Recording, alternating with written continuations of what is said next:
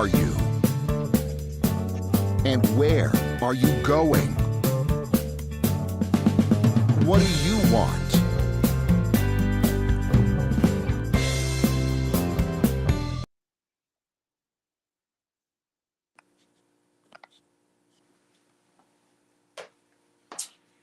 Hello and welcome to Jiggers' Place. I'm your host, Kevin Bemmel, and we're here every other Thursday at 5 p.m. Pacific time to have a cocktail and talk about all the things that make life worth living outside of our business and professional lives. So this is our first show. No, this is our second show, I think, for 2025, and somebody's knocking on my door. Excuse me.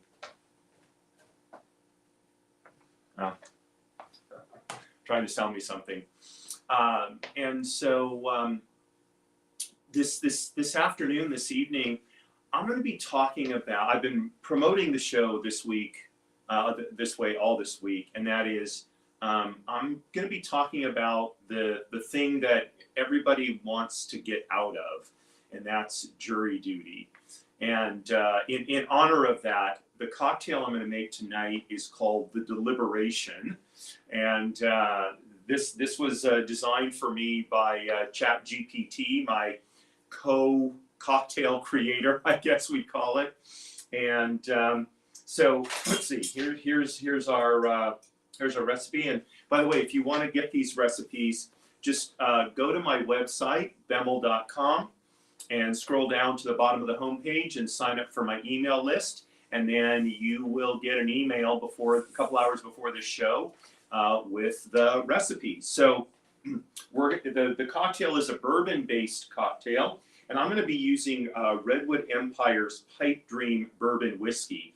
Now, there's two reasons I chose this. One is Redwood Empire, they do really fantastic whiskeys. They do one of my favorite ryes, and this bourbon is quite good. And the other reason is a lot of people think that bourbon can only come from Kentucky.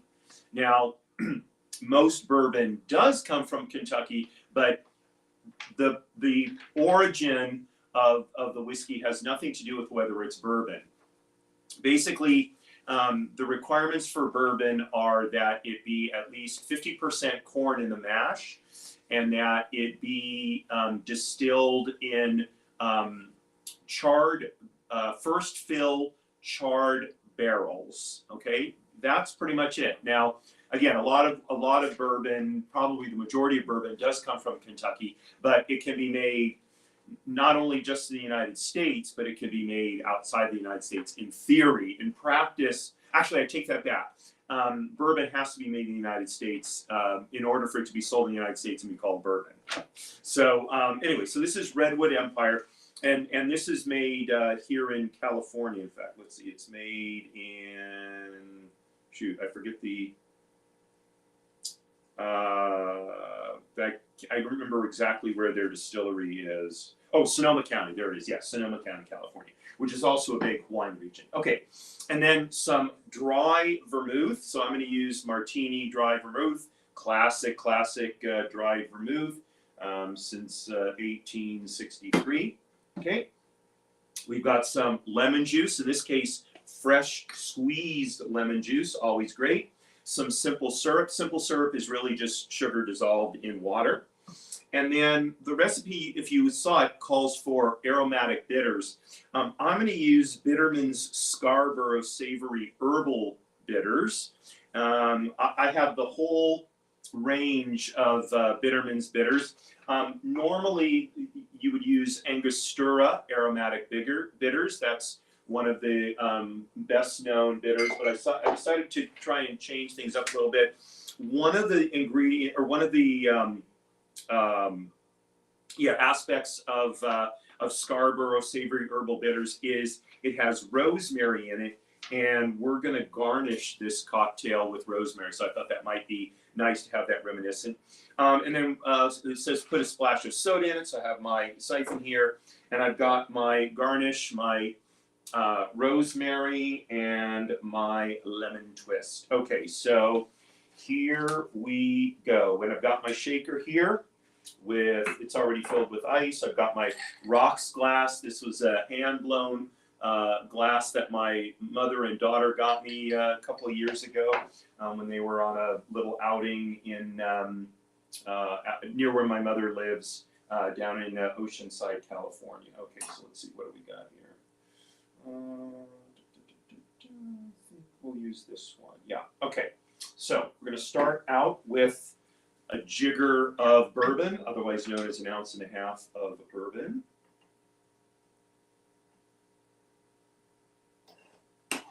This is not a particularly alcoholic cocktail. It's got bourbon and then just a little bit of dry vermouth. And you know, dry vermouth is a fortified wine, so it's not anything like the proof of liquor. And let's see, we want 1/2 ounce of the dry vermouth.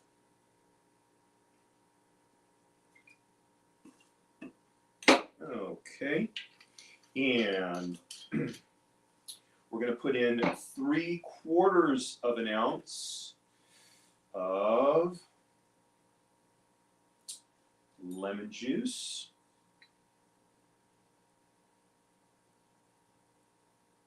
You know, for someone who's such a neat guy, I'm not a particularly neat bartender. I'm always spilling things, but that's okay. Okay, and then 1/2 ounce of simple syrup.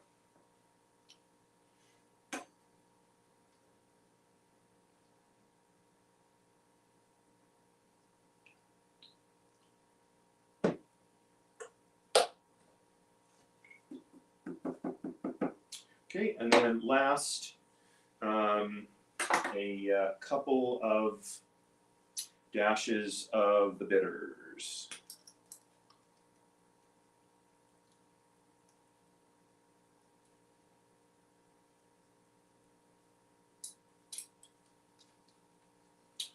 Okay, we're going to cover this up, and we're going to shake it until it's well chilled. And that's a good, 20 to 30 seconds. I say this every time we use the shaker. It's not just about chilling it down, but it's also about letting some of the ice melt and diluting the various ingredients to bring out some of the flavors. You can see the shaker is getting nice and icy on the outside here. I'm not a fancy shaker, there's bartenders down, or they shake it up here. You ever see the movie Cocktail? They do all kind of stuff, throwing things behind their back, and no, that I'm just your regular home bartender. So that, and we're getting pretty close here. Okay, there we go. And we're going to strain it into the rocks glass, which is also already filled with ice.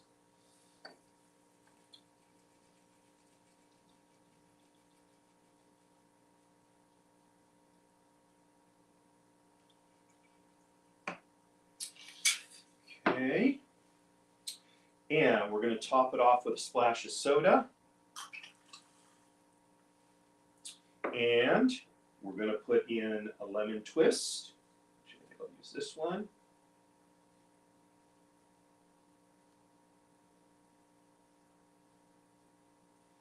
And the rosemary is almost like a stir stick. So we're going to kind of put that off to the side. And let's this glass is neat. It has a little thumb hole here. And let's give this a taste.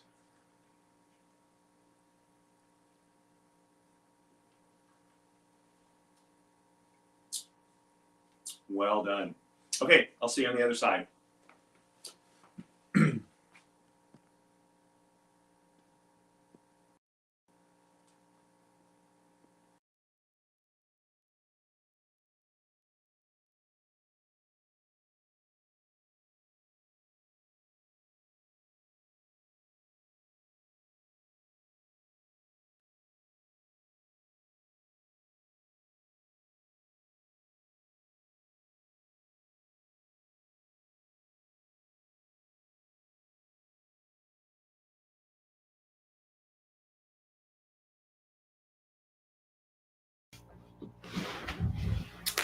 So here we are.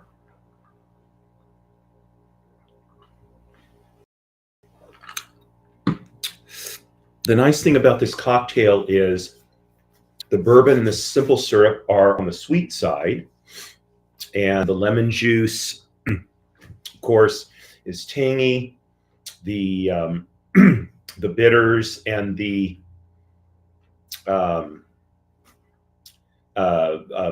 rosemary bring an herbal sort of earthiness to it, and it all mixes together so nicely.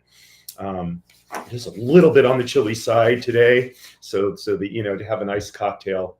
I should have turned my fireplace on, but that's okay. So last month,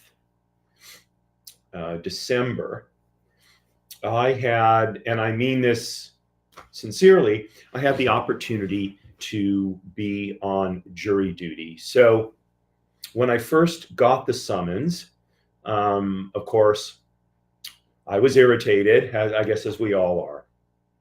But, you know, I thought about it, and the reality is that here in the United States, there's actually very few duties of citizenship, especially duties that are conducted on behalf of our specific fellow citizens. And so, pardon me, I did my best to change my attitude. I didn't start looking for ways to get out of it. And I live in Los Angeles, as you know, if you've watched the show before. I was assigned to, I felt I was lucky because I was assigned to jury duty in Santa Monica, as opposed to downtown Los Angeles, which takes much longer to get to. It's much harder to park and all of that. And the way jury duty works here in Los Angeles is you have to register when you get your summons. And then essentially the evening before you're supposed to appear in court, you check the jury duty portal to see if you actually have to show up. You can call in, or now you can check online. And I checked, and it said I had been reassigned to the Beverly Hills courthouse, which was even closer to my house because I live just a few blocks south of Beverly Hills. So I get up in the morning, get dressed, put on my suit and tie, and I report to the court. The summons said be there by 8:30. And so I get to the Beverly Hills courthouse, and I get up to the jury room, and there's a few of us there, but none of the court officials are there. What's going on? What's going on? Oh, sorry, when they switched you from Santa Monica to Beverly Hills, they didn't note that you needed to show up an hour later. Oh, you know, palm to forehead. But, you know, I was there already. There was no point in leaving. I had brought my newspaper. So I sat down and I read my newspaper. And after about 45 minutes, the clerk showed up, and he started, you know, taking us through the procedure. I had filled out my questionnaire online, but for whatever reason, they made us fill it out again. It's a questionnaire that they then give to the attorneys as part of the screening process. And after about another 45 minutes or hour or so, they walked us over to the courtroom, and we all sat outside the courtroom. And the clerk explained that when we went in, the first 15 of us would be sitting in the jury section, and the other, there were, I think, 28 or 29 of us in total. We would be sitting basically in the audience section. So I wasn't in the first 15, and so I sat down in the audience section, and the process started. And it was very interesting because from the very first person, it was clear that people did not want to serve. So the matter that was being tried, it was a civil matter, not a criminal case. And it was basically a contract dispute where the plaintiff had allegedly orally agreed to invest money with the defendant. He invested the money. There was no written agreement. And so then the venture fell apart and the investor wanted his money back and the defendant wasn't forthcoming. So he ended up suing him. And I think the amount was for in excess of $1 million, right? It was a fairly complex business situation involving oral contracts, what makes an oral contract, dispute between investor and entrepreneur, that kind of thing. And so as I'm listening to them explain what the case is about, I'm thinking, wow, this is pretty interesting. This involves, not a lot of the things that I do, but it involves the kind of business that I'm in. And it might be really interesting to serve on it.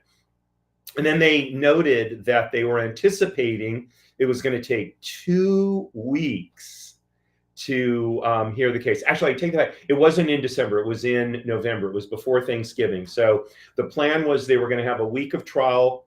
No, I'm sorry. They were going to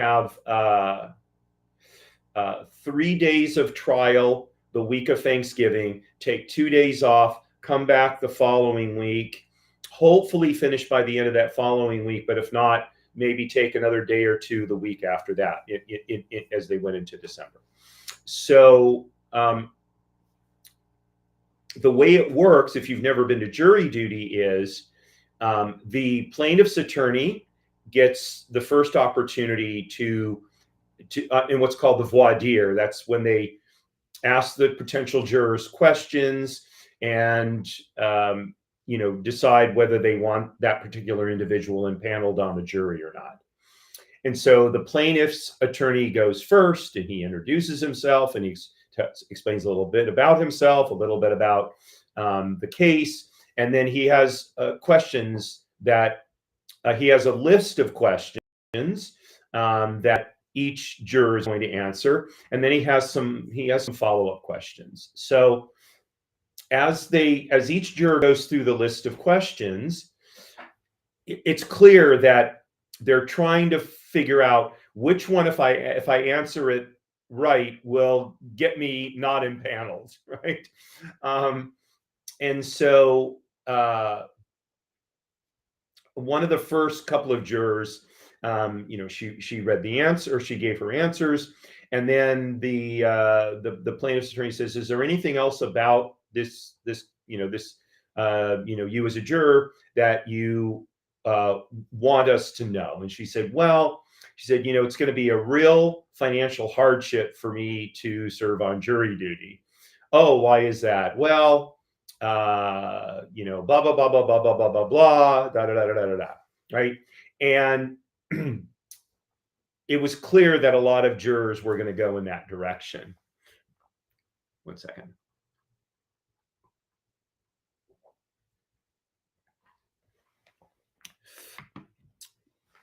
And so the judge spoke up and he gave what I thought was a terrific speech. And he acknowledged that serving on jury duty is a financial hardship because you don't get paid for the first day you're there. Basically, you don't get paid unless you're impaneled. So even just showing up for, potentially serving on jury duty, you're losing a day of work. And jury pay is like $20 a day or something. I mean, when you think about it, that's, a pittance compared to what most people make. And he said, I understand that for many people, that's a big loss. And he said, but unfortunately, that's not a reason why you can be excused. And in fact, serving on jury duty is a requirement of citizenship in the United States, number one. And number two, if you feel that people don't get paid enough for being on jury duty, the remedy for that is to, talk to your elected officials and explain to them that people serving on jury duty need to get paid more money to offset the financial hardship. He said, but of course, that would probably come with higher taxes. And so these are the trade-offs that as citizens and residents of a municipality or county, we need to think about. But the bottom line is the Constitution guarantees a trial by jury. It's for us in America truly a great thing that we can essentially demand to be tried by a jury of our peers, because there's many countries where you do not have that right. And so as part of the concurrent duties that come with rights, we have to serve. And the fact that it may be financially difficult is not a reason not to serve. And I mean, honestly, I felt like clapping after he said that. So after the plaintiff's attorney asks his questions, so then the defendant's attorney gets to ask his questions. And pretty quickly, it became evident that the plaintiff wanted jurors who were kind of, I mean, they didn't care if they were, kind of everyday folks or if they were very knowledgeable about business. They wanted people on the jury who basically didn't have a real legitimate reason for not being able to serve. Whereas the defendant's lawyer, it became clear that he didn't want anyone on the jury who knew about business. So of the 28 jurors that were there were 3 of us who were very experienced in business. One was a venture capitalist. Another was a lawyer who specialized in business, in business law and litigation and such. And me, who's been in business for a long time. I'm a professional fiduciary. I administrate assets. I deal with all these kind of questions all the time. And so they got through most of the way through the first group, and then it was lunchtime. And so they recessed for lunch. And after lunch, pretty much right after lunch, the 2 lawyers and the judges conferred, and they decided that certain jurors were going to be excused. There was one woman there who had some pretty severe health issues. For her to sit for long periods of time caused her a great deal of pain. You could tell it was very hard for her to concentrate, and so they excused her.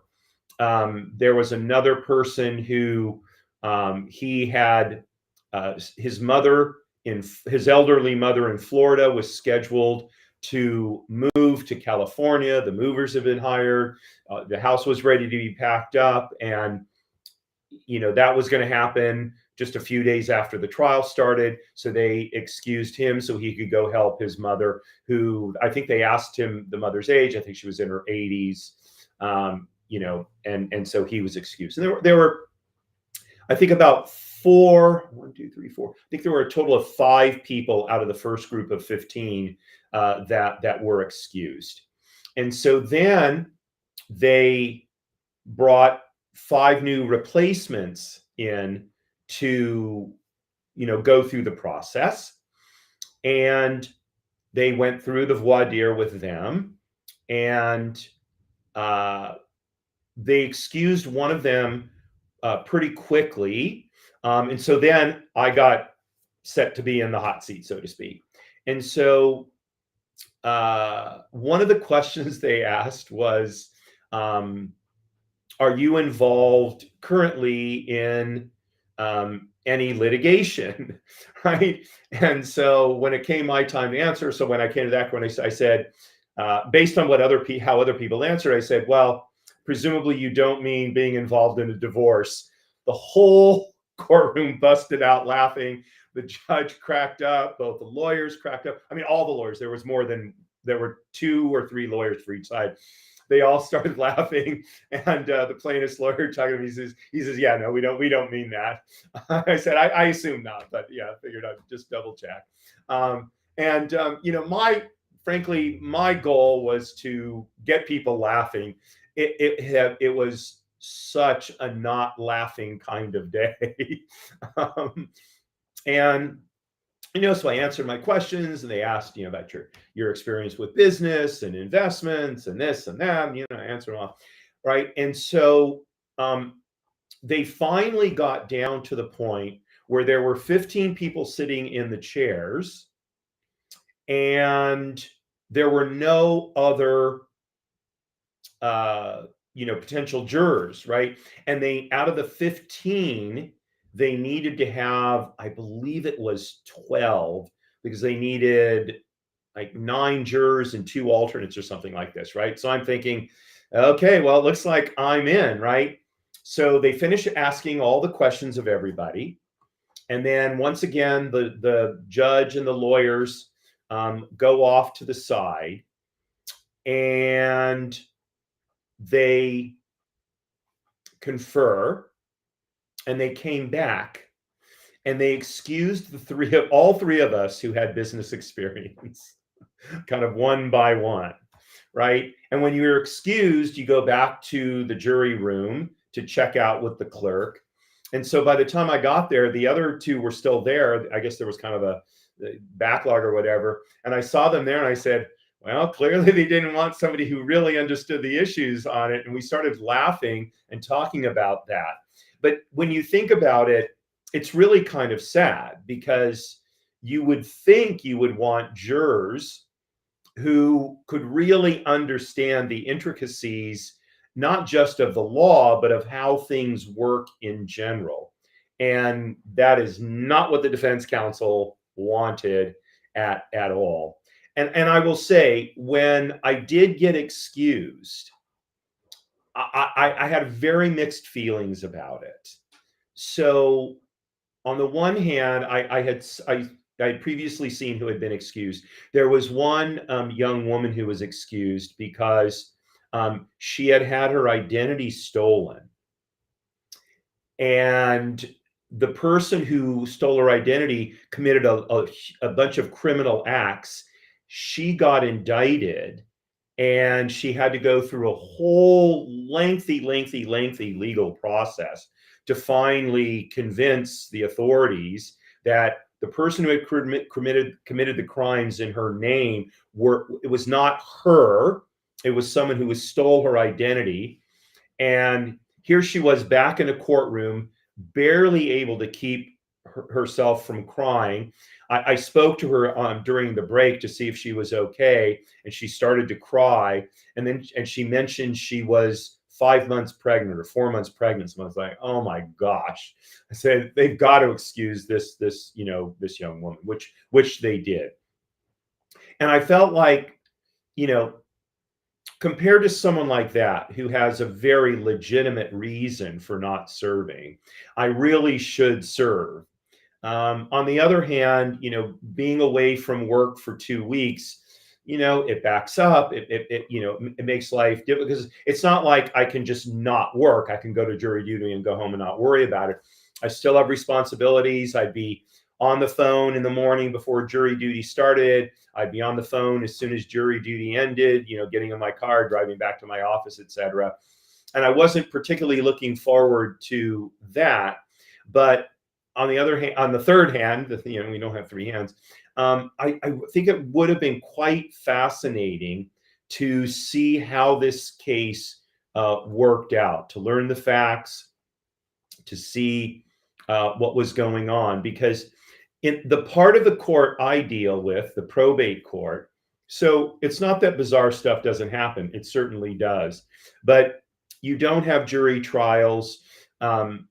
You don't have anything. Not that court is actually as dramatic as we see on TV, because it clearly is not. But there is a certain drama to litigation. I have been involved in civil litigation, primarily as an expert witness, and there is a certain drama there, and the process of getting to the truth is quite fascinating. And I'd never had the opportunity to essentially be a part of deciding what is justice in this case, right? And so I was kind of disappointed that I didn't get chosen, because I think I would have been it would have been a very good experience seeing it through. And so, you know, thinking about it over the succeeding weeks, this is what I've come up with. Have another drink.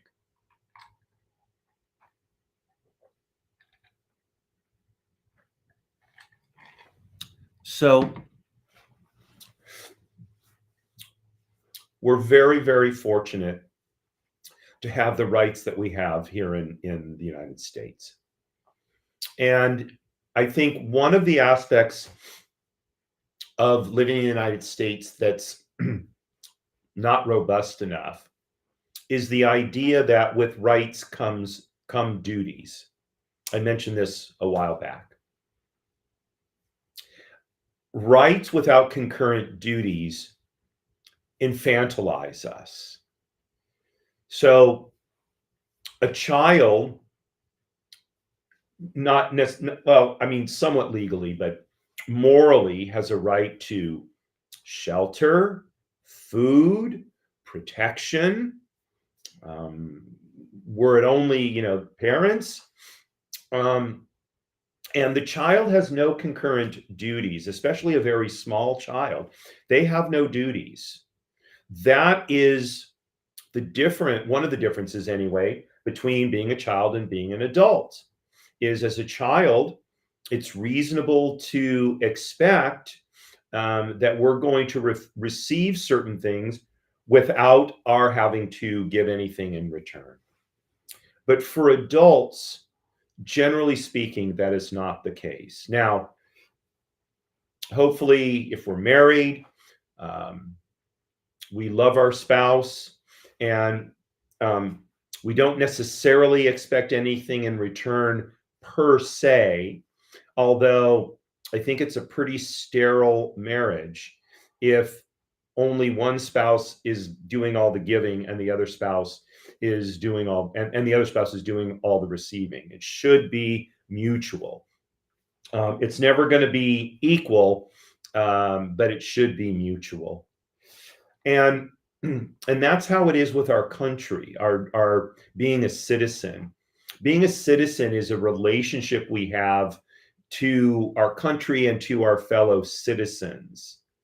And so there are duties that we need to fulfill in order to make that relationship meaningful. Otherwise, whereas as it's said in Yiddish, a schnorrer, which is basically like a thief. So I think when the judge brought that up, that was a very important point to be made. I think the second thing is that most of, well, I don't know about most, but a lot of what we know about life, we learn from somewhat artificial sources, movies, television, that sort of thing. And those are not real life. And it's important for us to have real life experiences. So, you know, watching, I honestly, I don't even know what the great courtroom, you know, shows are these days, but, you know, in my day, it was Perry Mason, and there were some others that aren't coming to mind right at the moment.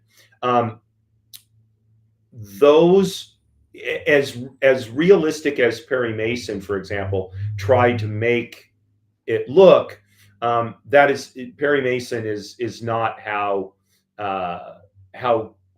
courts really operate. The only way to know how courts really operate is to see courts, actual courts in operation. And on one of my other shows, Trust and Estates Weekly, I talked about how probate courts operate and how frustrating it is in many cases. And we as citizens need to know these things so that we can seek proper change.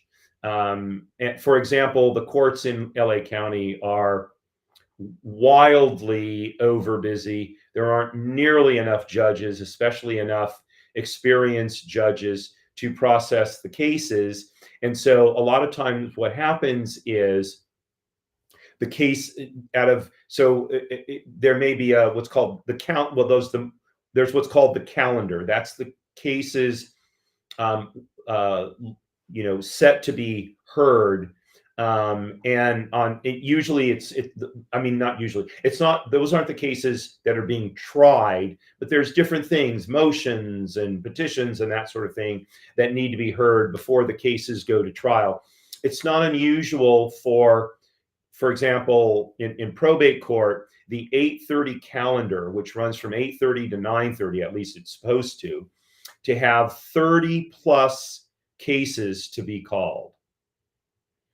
Now, there's no way a judge can handle 30 plus cases in 2 hours in any meaningful way, especially because the judge doesn't have a full hour. So the people have to check in with the clerk. The clerk has to explain the rules, and the cases have to be called. So what it really comes down to is typically half or more of the cases get continued, which means the hearing is put off for a later date. And that's why it takes so long for cases to be resolved here in Los Angeles County.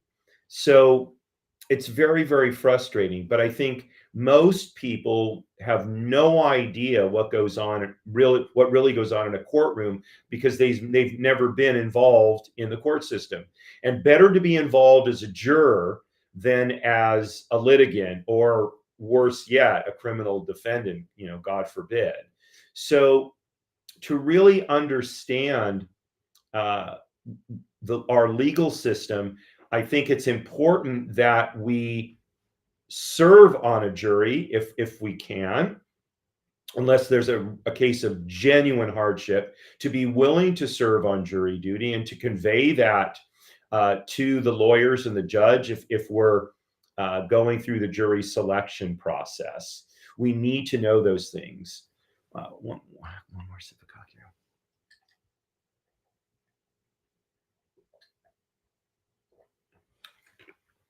So what's interesting is, people will say, well, the United States is a very litigious society. And the fact of the matter is that has been the case essentially since our founding.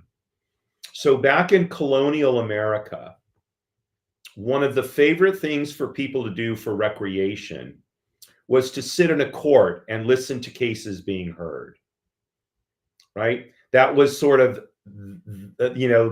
television of its time. Obviously, it's not television, but it may be theater of its time, right? That's how, but the difference is what they were seeing was the actual process, not what we see, which is the television or movie process, right? And so there's a big difference between the knowledge that people had 200 to 300 years ago and what they have and what we have now in terms of the reality of how the legal system works.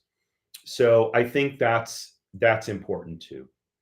A third thing that's important is for us to do things communally that are meaningful. To serve on a jury means that you are working with your fellow citizens in the very important matter of rendering justice.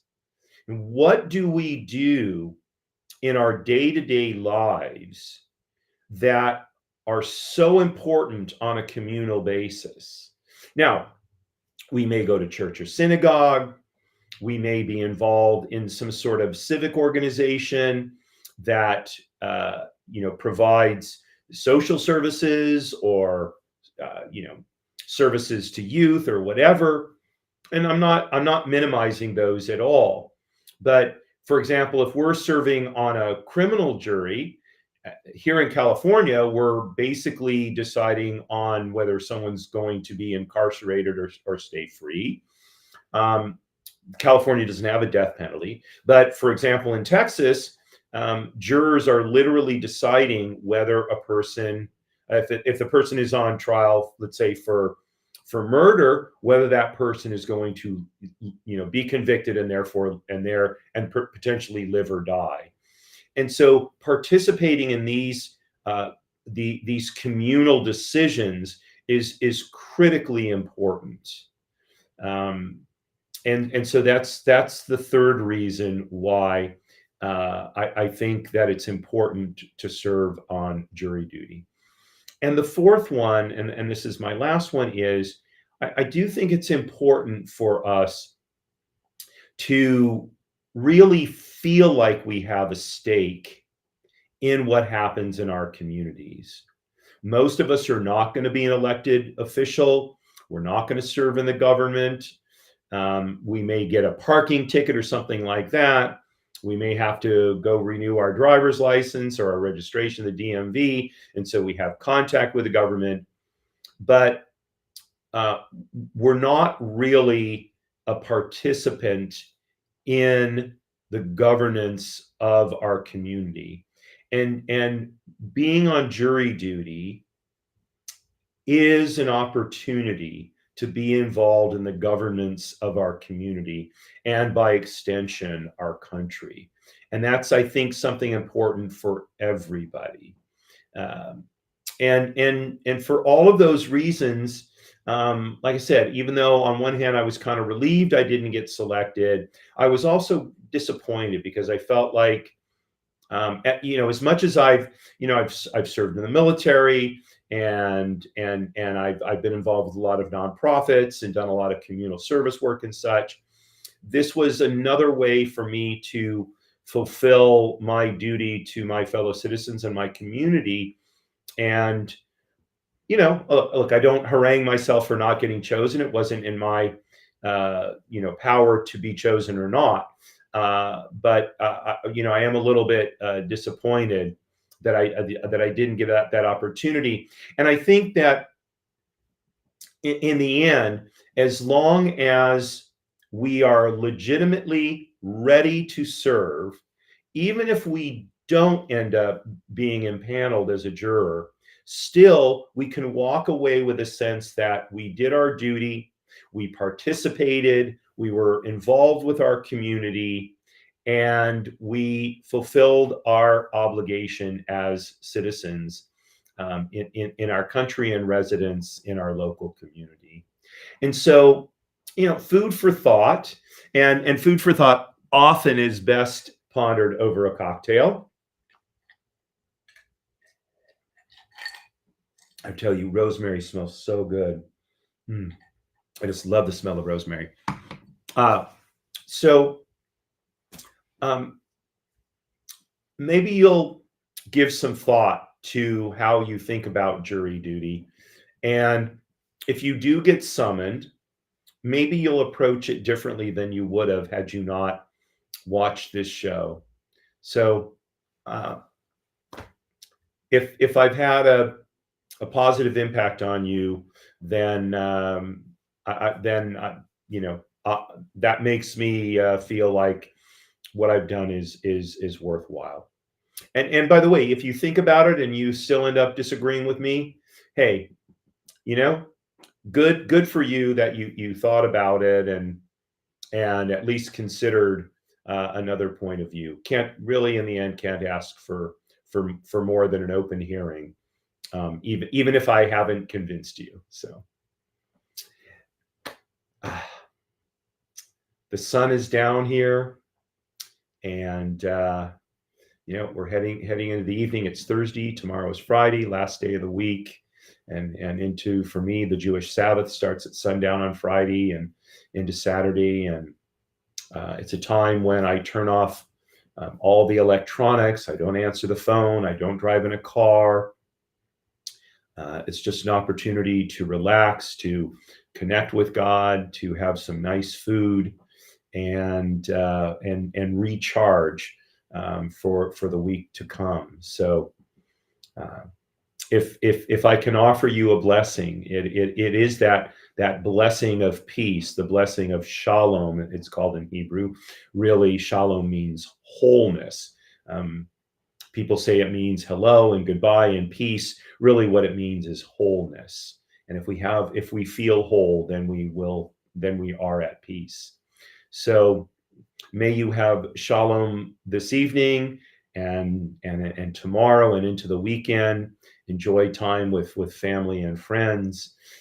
If you're struggling because of the fires here in the greater LA area, God bless you. I hope that you are safe and maybe even beginning to recover from the tragedy of what you've experienced. So I thank you so much for joining me. Had a number of live viewers. It's always a treat. You know what? I didn't check to see. I don't think I had any comments. Did I? No. So always know that if you want to make a comment, you can, no matter which social media platform you're on. Restream aggregates the comments over here. I'm pointing to the part of the screen where I can see comments come up. Always like to hear from you. And wishing you a wonderful evening and rest of the week. And signing off as I always do, Marie, darling, you are my belle. Courage at all times, my friends.